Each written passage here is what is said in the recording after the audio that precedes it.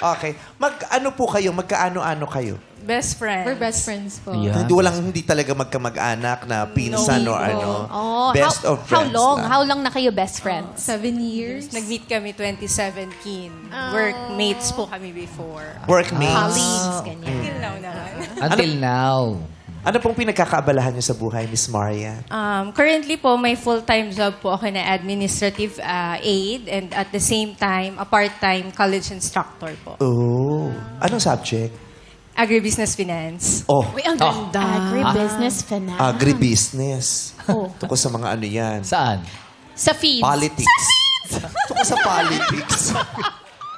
Oo, kilala mo yung mga feeds, agribusiness, mga ganyan. Si Miss Joanne po, ano pinagkakaabalahan nyo? Full-time instructor naman po ako. Full-time instructor. Ang ganda nung nandito sa dibdib niya. Yung ano. nga eh. Tsaka parang, alam mo yung parang respeto Parang ang kapag bait-bait. kakausapin mo. Oo. Kasi Sino yung napakabait. kabastos-bastos?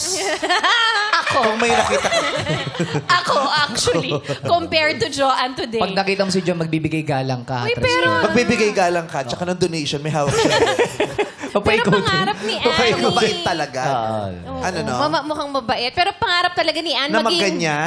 teacher. Akala ko teacher na Oo naman. naman. Diba? Once upon a time, yun ang Once upon a time. Pero pangarap ko din magsuot ng ganun. Yeah. Teacher din po ba kayo, Miss Joanne? Opo. Mukha talaga siyang mabait na teacher, no? Mukhang madaling pakiusapan.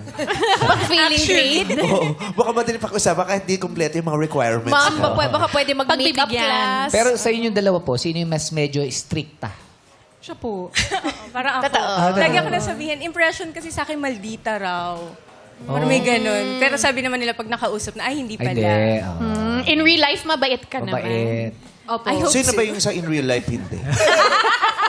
Lagi may comparison.